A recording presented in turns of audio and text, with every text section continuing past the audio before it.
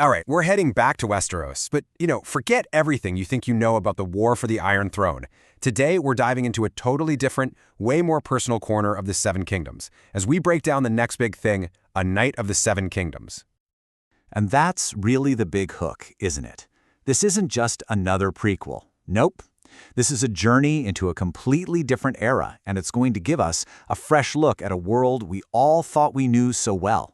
It's a chance to see Westeros in a whole new light. We are rewinding the clock a full century before Ned Stark even thought about leaving Winterfell.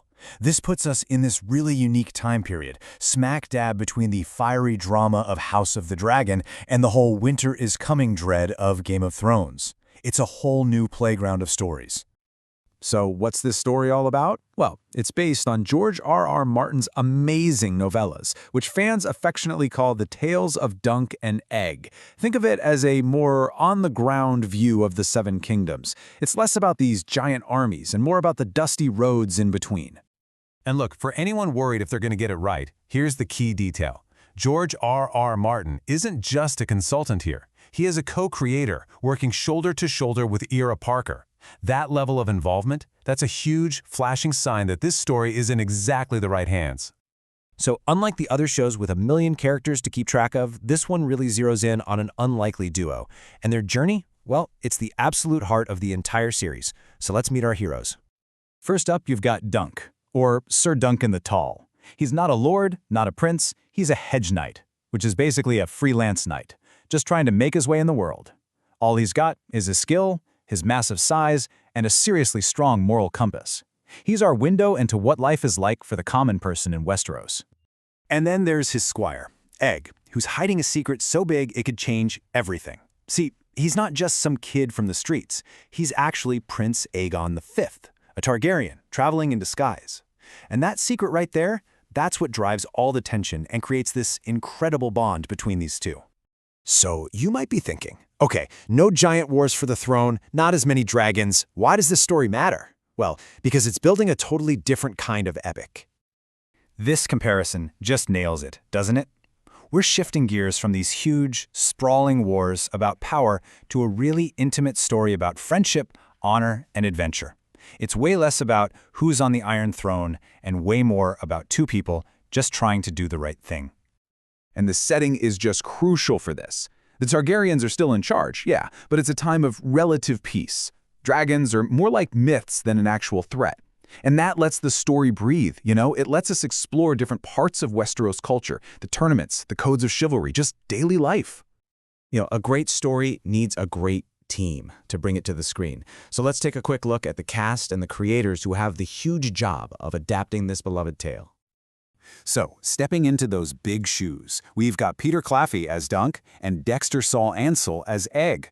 They've got to bring that iconic friendship to life. And they're backed by a really solid team, with directors Sarah Adina Smith and Owen Harris, and of course, Martin and Parker guiding the whole vision. And here's maybe the biggest news of all. HBO has so much faith in this project that it's already been renewed for a second season. I mean, season 1 hasn't even aired yet. That is a massive, massive vote of confidence in this story. All right, let's get down to it. The details everybody is waiting for. When can we actually see this thing? And what are the big questions buzzing around the show as we get closer to the release?